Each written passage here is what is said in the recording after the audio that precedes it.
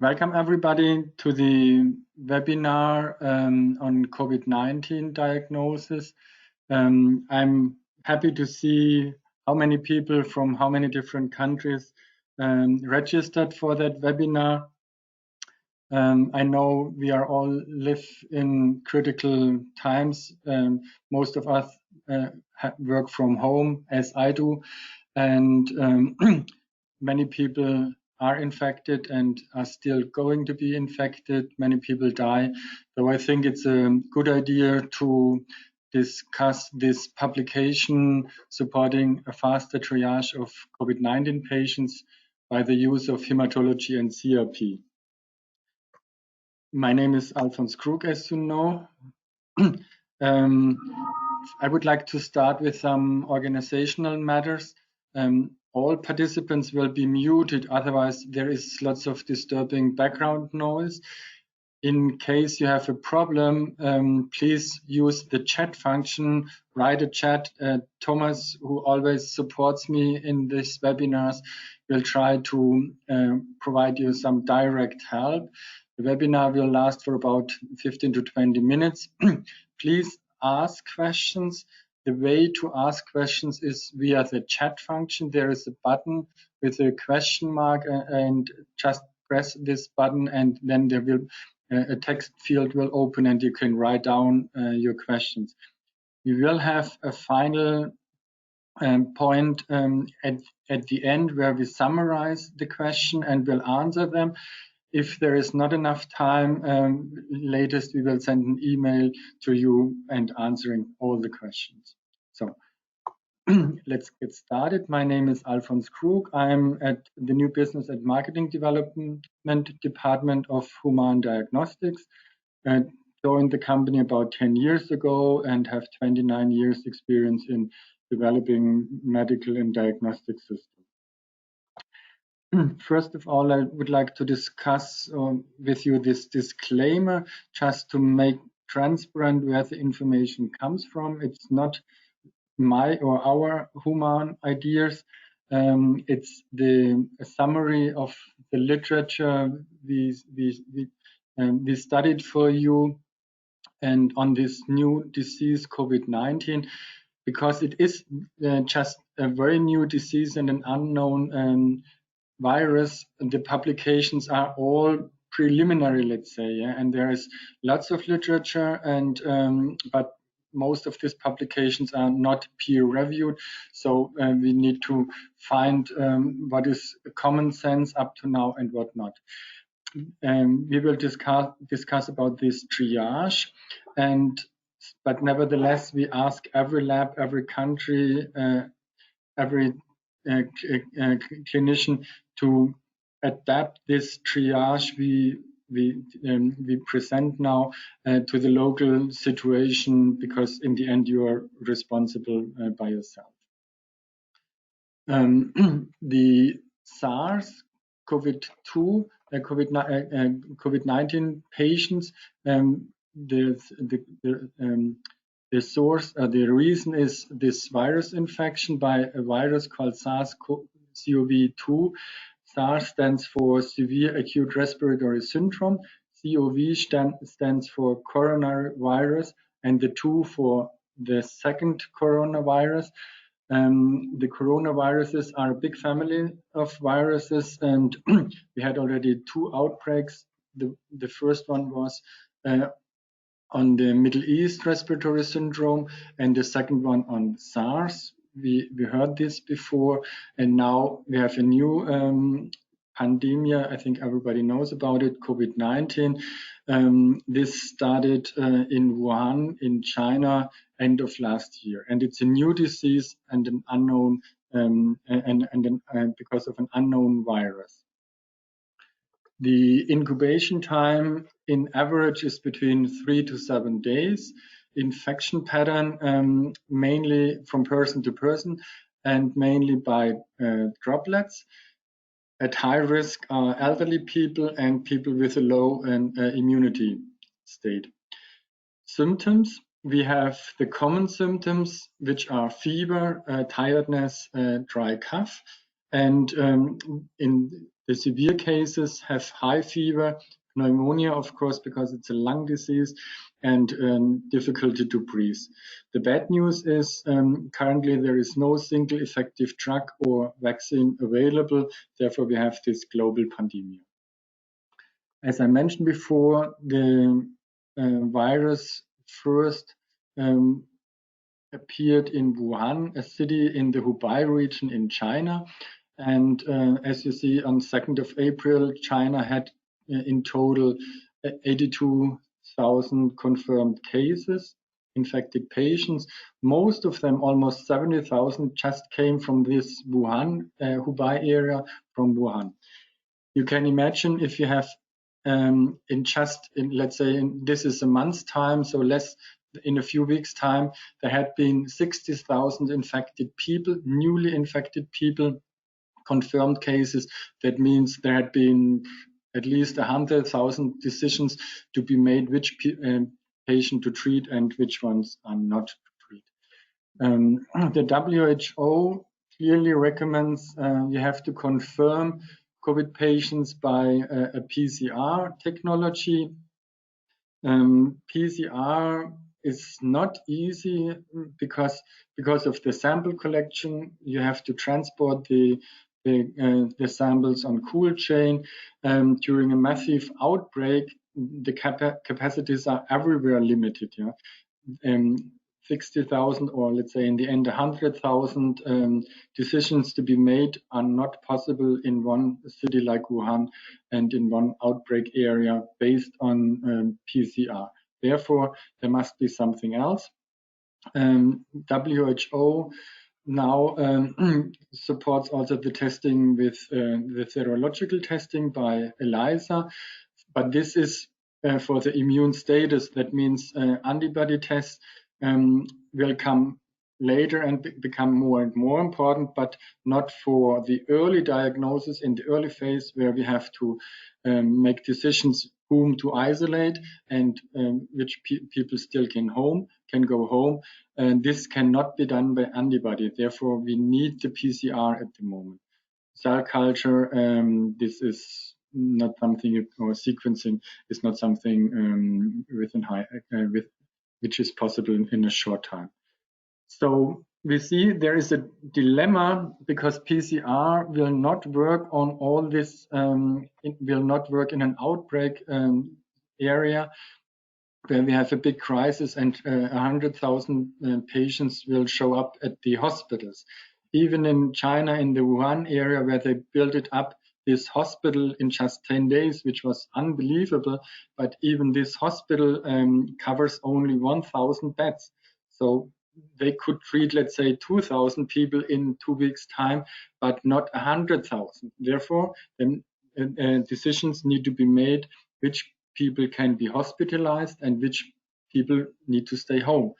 I know this is not an ideal world, but it's the reality in these emergency situations. And fever clinics, like in Wuhan, we prepare in Germany for this type of clinics as well, to support these 100,000 of decisions which need to be made in this crisis. Dr. Sang, he published what they did in Wuhan, and they had a triage strategy in these fever clinics, and I would like to share with you what he published in The Lancet, a very well recognized publication.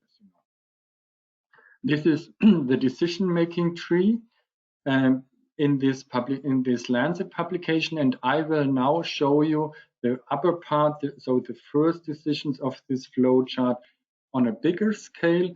You see the clinician, the decision making on the first step is on the clinical symptoms and clinical parameters like SpO2, of course, and then already on the second level, so the second step of decision making on this triage is based on the complete blood count and on the CRP. So in Wuhan, they used the complete blood count and the CRP together with the clinical signs to decide which is a critical patient and which needs to be hospitalized.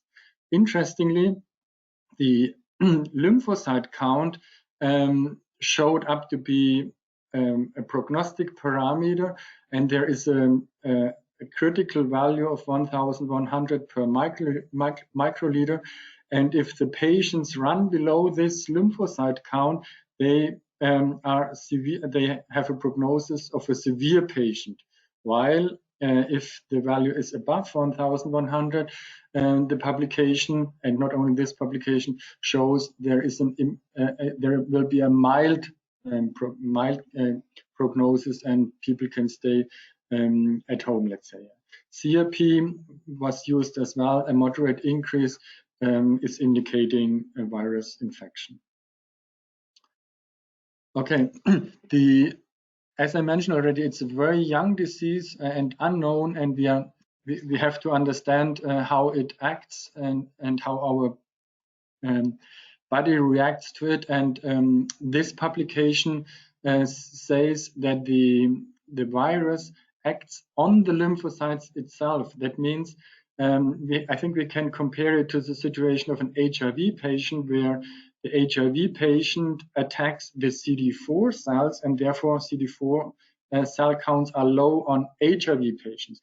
And it seems the lymphocyte count plays a similar role on the COVID patients, because the virus acts directly on the lymphocytes.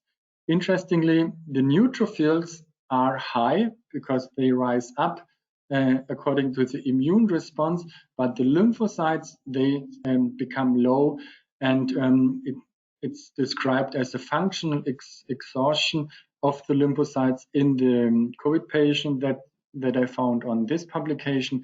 Another publication indicates that the lymphocyte count gives you a differentiation about the severe cases, where the lymphocyte count is below that magic value of 1,100 per microliter, and the mild cases, they have higher lymphocyte counts. And then there is a publication, you see it's only 2 weeks old, so all we discuss here is really very, very new. They even show on that neutrophil lymphocyte ratio, because as I mentioned, the neutrophils will increase. That's what we expect, because there is a strong immune response, but the lymphocytes are decaying, and therefore, if you build the ratio, you get even a more clear signal.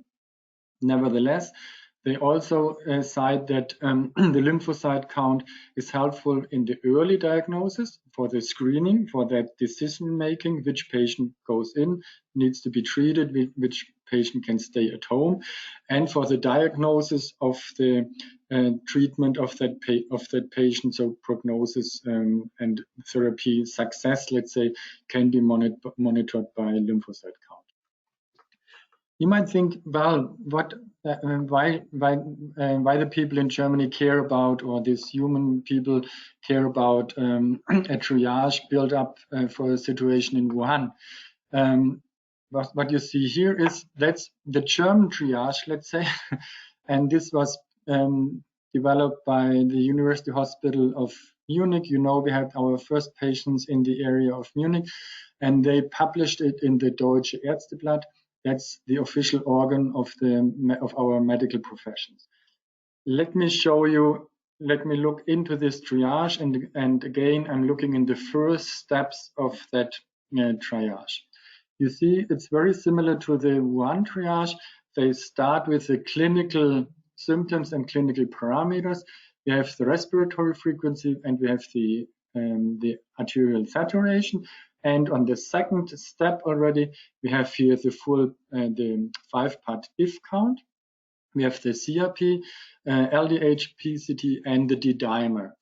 What you see as well is the lymphocyte count. We have the same magic value, 1,100 lymphocytes per microliter. If it's below, severe case. If it's above, prognosis most likely mild.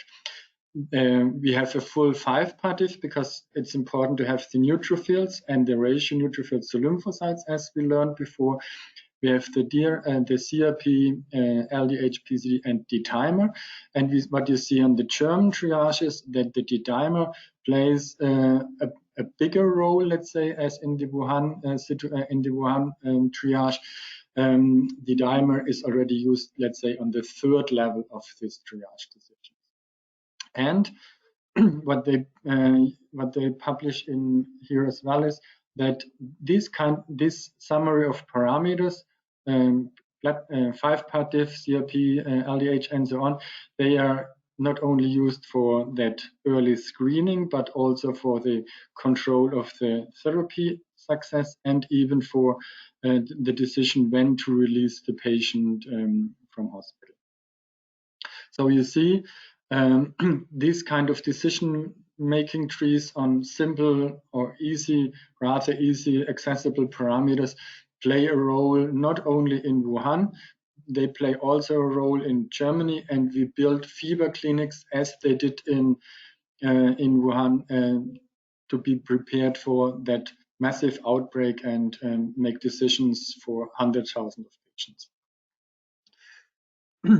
We studied the literature and would like to provide you an overview about the other parameters which are important as well.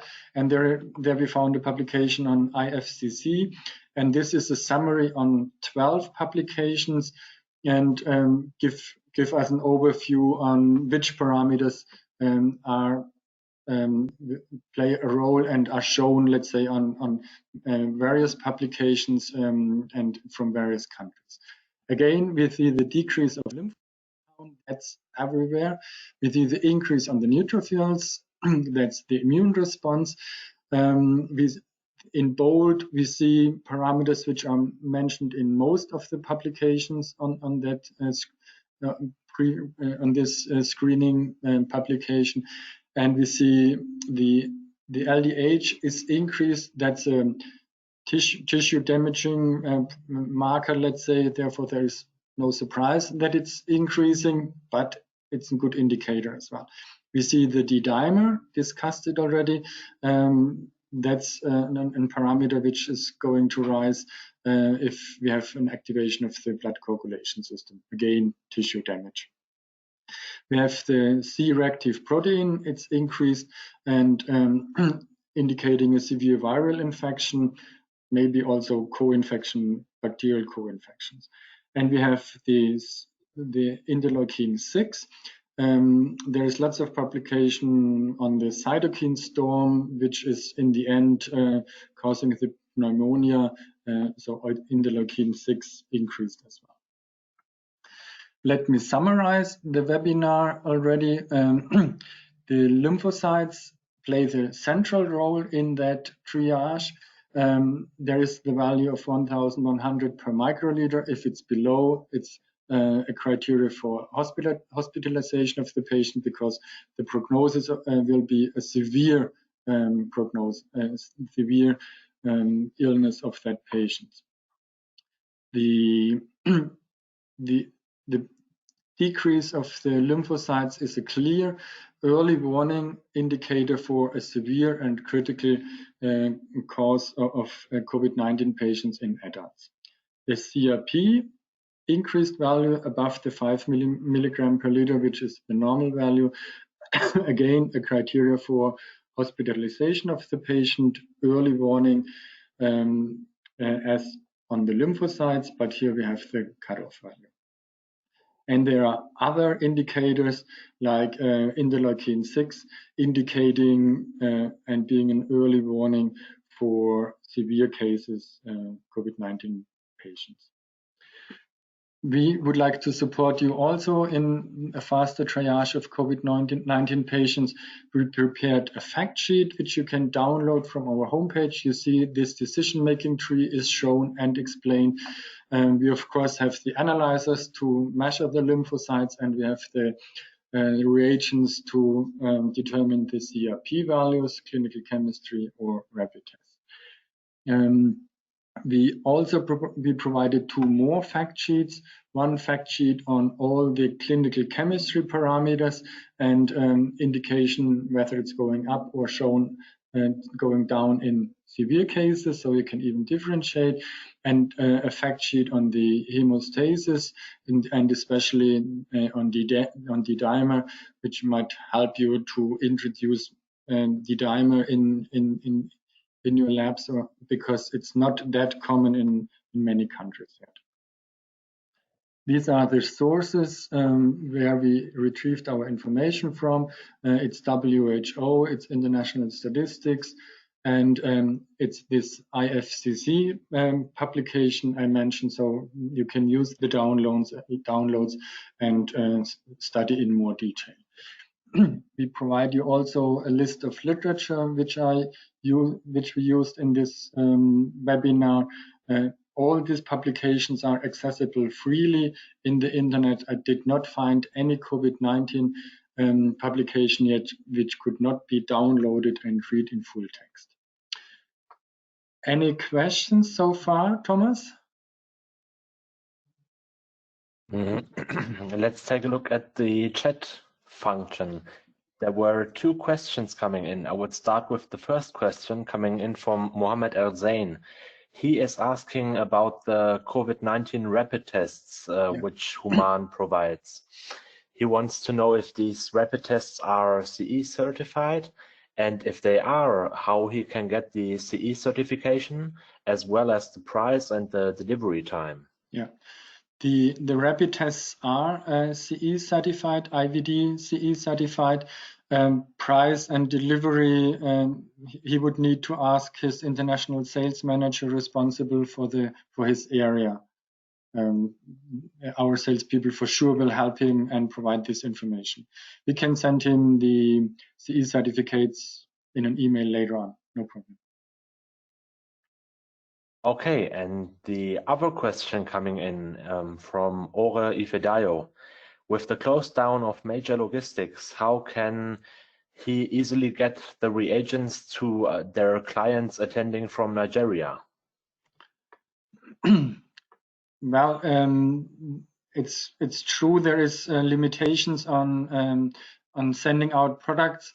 Up to now, there is still some cargo. We get products from China, we get products from various manufacturers in Europe, and train,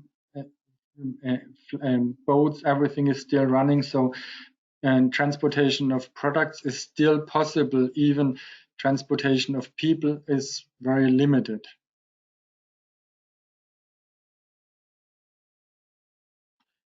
Okay, I take a look if there are more questions. Muhammad Yunus is asking, like, in what percentage are the lymphocytes decreased? Well, the normal value for lymphocytes is around 4,000. So 1,100, you see that's about, it's going down to about 20-30% of the normal or high population. Okay, then there is a question coming in from Ramil, and he is asking, for example, if we don't have a COVID-19 test, but the patient has all symptoms, can we diagnose them with CBC and CRP and another biochemistry parameters? You cannot diagnose or you cannot confirm the COVID-19 patient, let's put it this way. Yeah? But if you don't have access to PCR tests, then what can you do? You have to make a decision, and the best decisions possible at the moment are according to the triage, the one triage or the German triage. You can make your own ideas.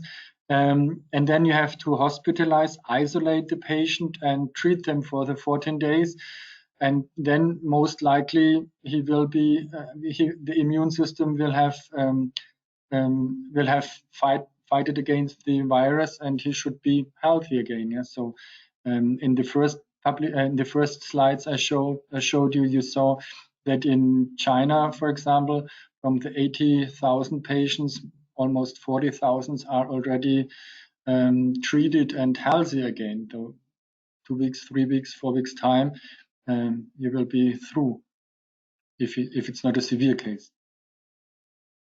So the question is, if you don't have a better choice, use it and isolate the patients according to the triage. But of course, the WHO recommendation, and we would follow the same strategy in Germany, is if possible, get a PCR test, or even 2 of them, and confirm the patient. Ramil was writing thank you, so I think you perfectly answered his question. Okay, then there is a question coming in. Are you available for COVID-19 related diagnosis in Pakistan? Yes, we already installed one of the first COVID-19 related instruments, HumaCount 5D, in Corona Field Clinic. Abid Khan certainly can help you on that. Okay, then greetings to Indonesia. Oh, Mrs. really? Sukma is Sukma. asking when the perfect time. She's asking when is the perfect time for screening by CBC, CRP, and D-dimer with symptom or without symptoms? Well, according to the triage, you see, patients go to the hospital if they have symptoms.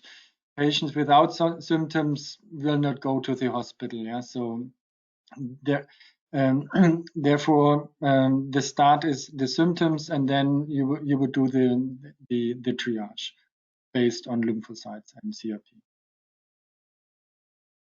Okay, another question coming in. What are recommendations on rapid test use in Germany and in other European countries? I believe, and this is a question related on the time when to apply a rapid test. We need to be precise. Most rapid tests are antibody rapid tests, and therefore the immune system needs to build up antibodies first, and then you can diagnose it. That means typically you can an antibody test will be only positive after 5, 7, 10 days, let's say. Yeah. In our IFU of the rapid test, you will see there is an onset, a steep rise on sensitivity from the 70s to above 90 on day 10, because then the tests, the antibodies are available in the body. There is a very limited number of rapid tests based on antigens, but there I think still many problems occur, as we see on the BioEasy reports we get from Spain. Okay, thank you, Alphonse. There is a question coming in from Omer. He is asking, can we use 3-part diff CBC count for COVID-19 if there is no 5-part diff available? Yes, every 3-part analyzer will give a reading for the lymphocyte count. So lymphocyte count can be done by a 3-part system. If you would like to build the ratio neutrophils to lymphocyte, then a 5-part system would be of advantage. But the triage according Wuhan, the original one, is based only on lymphocytes. Okay, then there's a question coming in again from Mohammed, and he wants to know, D-dimer is one of parameters that we can diagnose for presence of COVID-19.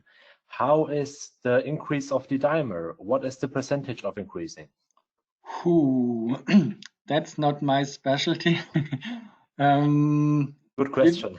Good question, yeah. We will send it by email. And in the fact sheet, I know it's mentioned, but I don't know it by heart. Okay, another question coming in. Do rapid tests show antibody presence in an unambiguous way, or what percentage? Thank you. In an unambiguous way. The rapid test is only a yes/no decision. Yeah, it doesn't give you a concentration like an ELISA test could possibly, but there are not many or no ELISA test for absolute measurements available at the moment. The EMARC ones. Okay, then there's a question coming in. How high are the CRP reaches in COVID-19? Typically, it goes up to 30 to 40. That would be the critical, the first step, let's say, virus infection.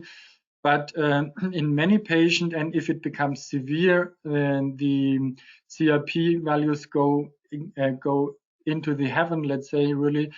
And that's then indicating that this cytokine storm already happened, and patient is running into a really severe prognosis of the pneumonia.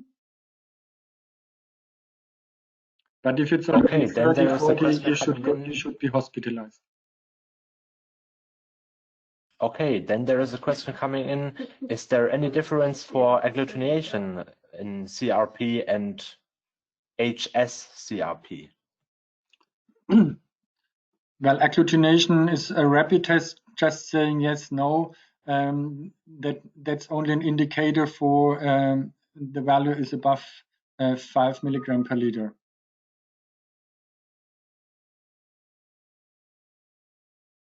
Okay, and then there's a question coming in. There are studies done in China about the rapid test reduce on the false negative results of PCR. Is this true, and do you have a study of this? There is studies on that. False negative PCR, you would expect, and you will get more and more, because the longer the patients are infected, the PCR, of course, will go down, because the immune system is fighting against the antigen of the virus, and therefore, after, let's say, 2 weeks, there is a low concentration on the antigen, and therefore, at that time point, you can only measure antibodies, and PCR will be negative.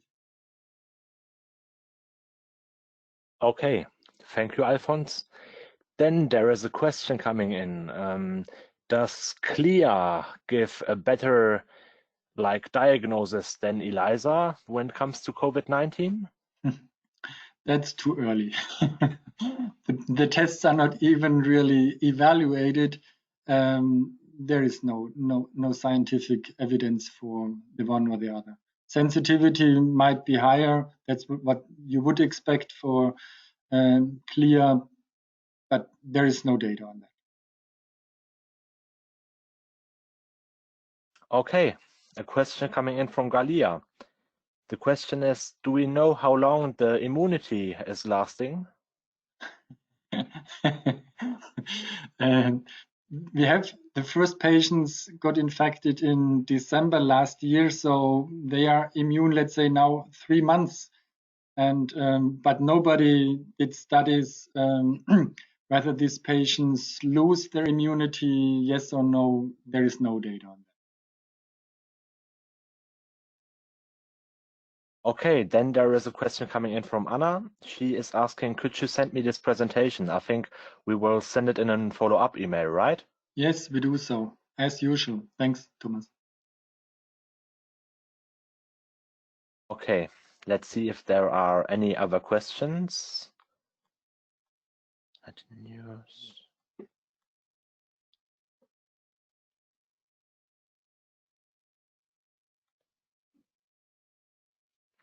A question coming in, why rapid tests are not used in faster triage?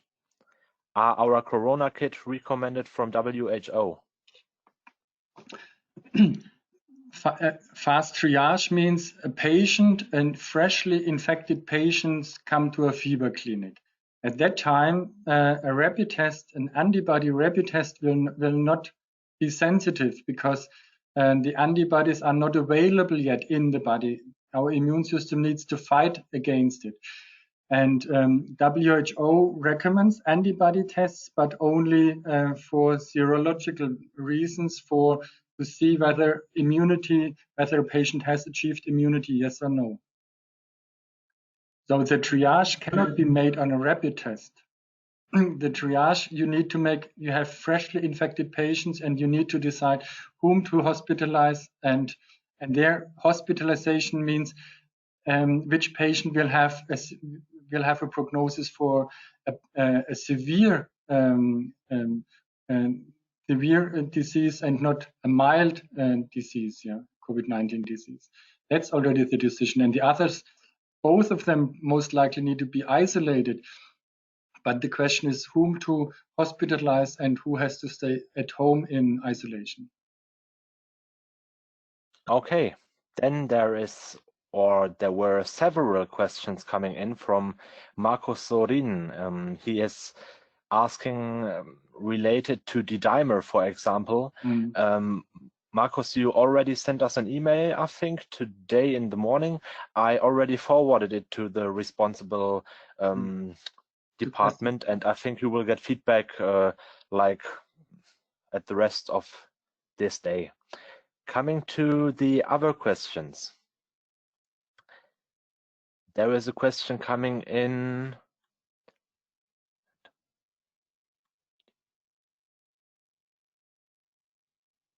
Is there a PT reinfected by the SARS-CoV-2 after recovery?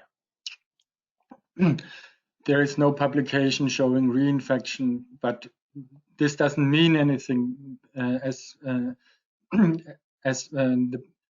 we have only patients 3 months recovered from the disease, first patients, and there is no data on reinfection.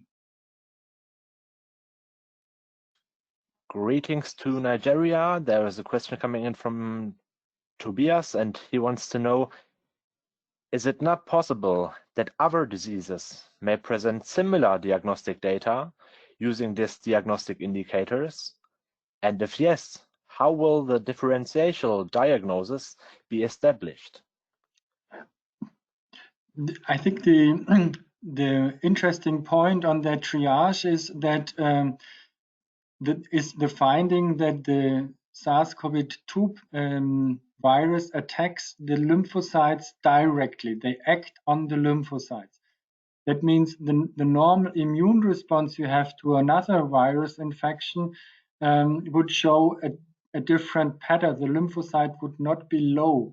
And I think this is the good news from that triage provided by Wuhan and Munich and whatsoever. A CD4 count would be specific for HIV patients. Yeah, there you would not doubt it. If the CD4 count is low, that's an HIV positive patient. Most likely we have a similar situation here, that if you have a COVID-19 patient, the lymphocytes got attacked and show therefore low values. Okay, thank you, Alphonse. There is a question coming in from Galia, and she is asking, please recommend a quick test. Which tests are the best? Hematology is very quick, 1 minute. I recommend it. Specifically, hematology solutions from Human, right? Of course, but any hematology result is of course good enough, yeah, if it's accurate. If you use controls, if you use decent reagents, all is fine. Okay, a question coming in from Jean-Marie, and the question is, what are factors to consider when you are using hematology machine, and what to analyze with CRP tests? Well, you can run the lymphocyte count on 3 or 5 part diff. Recommended is 5 part to have the neutrophils as well.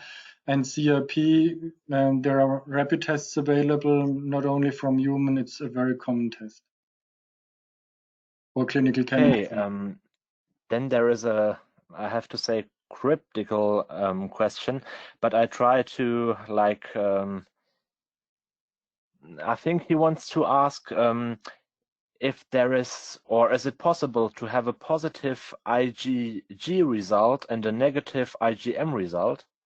Yes, that's possible. IgM means these are the antibodies which react first and fight in the acute phase against the antigen, and then if the patient reaches immunity, the IgG will increase and IgM decrease. That means the situation you ask for, IgM low and IgG high, means patient has reached immunity. Okay, another question coming in. If we can send this presentation by email. As we said, there will be a follow-up email to all people who attended, and yeah, we will inform you with this follow-up email, and the presentation will also be included. Okay, that means then there's a question coming in. No. I think so. I will say let's make like 2 another questions, Okay. and then we should come to an end as we are far over the pronounced time, I think. But it seems like there is a very big interest in this topic. So a question coming in: if the COVID-19 virus can be spread by blood and serum? No, not possible. The virus replicates only in the mucosa, in our throat and lung, mainly in the throat. Therefore, in a rapid test would be therefore very easy, no infection risk, and that's the beauty of the antibody rapid tests. Okay, I would say we make a cut right now. Okay. And any question or any question which couldn't be answered because of this time now, I think we will send you a follow-up email, and if there are any open questions, just answer us, and I think Alfons is already looking forward to give you an answer by email. Yes, anytime you can send me an email right to Human Diagnostics. They will forward it to me, and I say thank you, and I enjoyed that lively discussions, and I wish you stay healthy. That's a new phrase I like, and it's very common and becomes very popular. If you need more literature, more data, visit our homepage. You can download this triage and the publications. Thank you for participating and have a good day. Bye-bye. Bye-bye.